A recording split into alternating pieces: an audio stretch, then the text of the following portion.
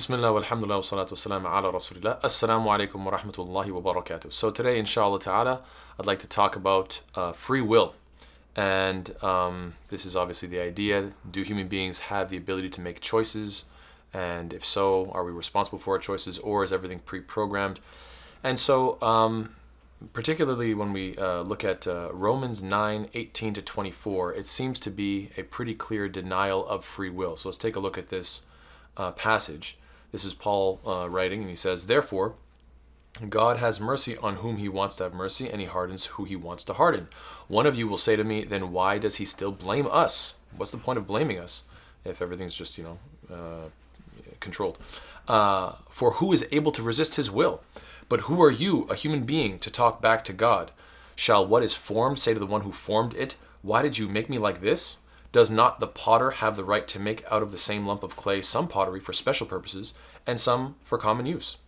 What if God, although choosing to show his wrath and make his power known, bore with great patience the object of his wrath, prepared for destruction? What if he did this to make the riches of his glory known to the objects of his mercy, for whom he prepared in advance for glory, for glory, even us whom he also called, not only from the Jews, but also from the Gentiles?" So this whole passage, as you can tell, seems to really highlight the idea that there really is no free will. You have no choice whatsoever. You're either made good or made bad. You were made for paradise or you were made for hell, just the same way a potter will make pots, and obviously a pot doesn't have any will or choice regarding what type of pot it will be made. I think that seems to be pretty clearly the object or the idea behind the analogy. And the best evidence that people interpret this way is the fact that there are whole groups of Christians, particularly the Calvinists, who interpret this to mean that God made the righteous to experience God's glory. He made them good he made them with the intent of them being good so they could experience God's glory and his gift of guidance and paradise and so forth. And he made the wicked for punishment, so the righteous would feel even luckier. That seems to be the idea, that some people, they were made to be wicked and evil, and they're going to be punished in hell forever, and that's going to make those who are going to heaven feel even better that they weren't from amongst that group. And the idea is that neither group has free will, just like pots, when they're being made, they can't choose what type of pot they're going to be, and neither have any right to object. Why? Because you're just a creation. You're not the creator. The creator can do whatever he wants. Now, I want to be clear, so please pay attention to this. Not all Christians subscribe to this hard determinism. So there are Christians that would say, no, this verse is to be interpreted in a different way. Now, I think it's pretty hard to get away from what's clearly being stated, but they don't all subscribe to this idea. I just want to be clear about that. Now, it should be stated that the Islamic perspective is that humans do have free will. We have the ability to make choices. We do believe that God is the one who is aware of our choices even before we make them, but that doesn't mean that he made us make those choices. And the analogy that I really appreciated, that I saw in a debate once, and I thought it was quite clever, was the difference between a script and a transcript. A script, obviously, is what the author writes. The author makes every single actor say exactly every word, and therefore they're forced to behave in that way. That is a script, and that would imply no free will. However, transcript is the idea that it's writing down what everybody says, and that's exactly what we believe, that God is fully aware of every choice that we're going to make, even before we make it, but that still doesn't deny the fact that they are our choices, and therefore we are the ones accountable whether we're going to be rewarded or punished, because they are our choices. And so I just want to quickly deal with this question of free will to various Christians with the following question. So for those Christians who deny free will, my question would be, why would God give instructions to us? Why would he send us a book with guidance and instructions if we aren't free to either obey or disobey? Seems to not make much sense, the whole idea that he's sending us guidance and giving us commands and telling us what to do and warning us if we don't obey. I mean, he's the one who controlled us anyhow, so it seems pretty bizarre. Furthermore, isn't creating a person that can feel pain just for the sake of roasting them eternally the pinnacle of cruelty? I mean, think about that. Think about the idea that there is God, this deity, who makes someone with no free will.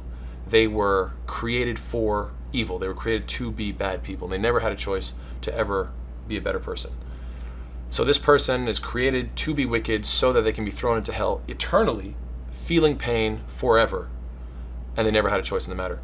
I mean, to give an analogy, I mean, if you knew somebody, if you knew a person who, let's say a couple, a man and a woman, they decide to have a child just for the sake of torturing that child. They only had one objective, to torture this child as much as possible. You would say, at least, thankfully, the child will one day pass away, right? So the torture is limited in that sense. That even though these people are so sadistic that they just want to see this child be tortured for so long, and it doesn't matter what the child does, doesn't matter if it's a good child, a bad child, doesn't make a difference what they say or do, they just want to keep torturing it. At least this child will eventually one day pass away and then escape this horrendous torment. But imagine if they had the ability to keep this child alive perpetually. You would say, well, that's as bad as it gets. There's nothing worse than that. And so the idea that there are actually Christians out there who believe that God will create this child for the sake of torture and nothing else, I don't know, it's just remarkable. I really don't really understand how that could be possible. Another question is, why would God deceive us every moment of our lives, making us think that we have free will when we don't? This to me is also very bizarre. I think it's fair to say that everybody's experience of life is that they wake up in the morning and they have choices. Every day you're just going around making choices. You're deciding, do I want to take a shower? I got to make breakfast. I got to go this, that, right? Should I check my phone? Right? And throughout your entire day, you're just making choices, and those choices sometimes are good or bad, and you either feel that it was a good idea or a bad idea, right? And so this is where the whole concept of, well, life feels like one big test, right? That's where this is what it's rooted in. It's rooted in our experience. And yet you have these Christians saying, no, we deny free will. God just made us do either good or bad or whatever we're going to do. Some are made for paradise, the elect, and others are made for the fire, the damned, the people of the flesh, if you will, whatever terms they use.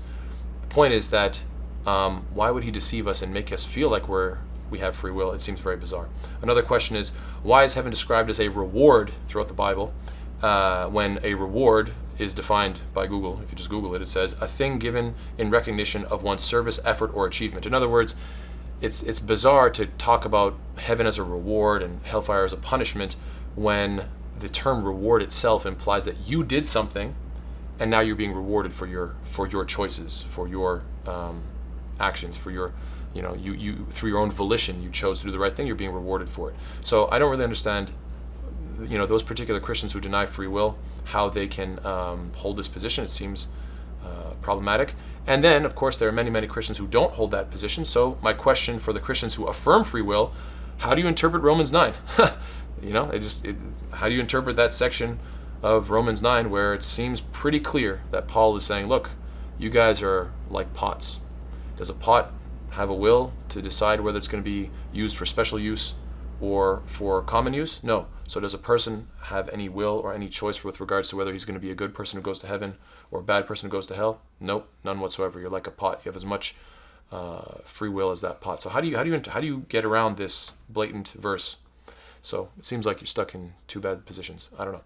Take care. Assalamu alaikum wa rahmatullahi wa barakatuh.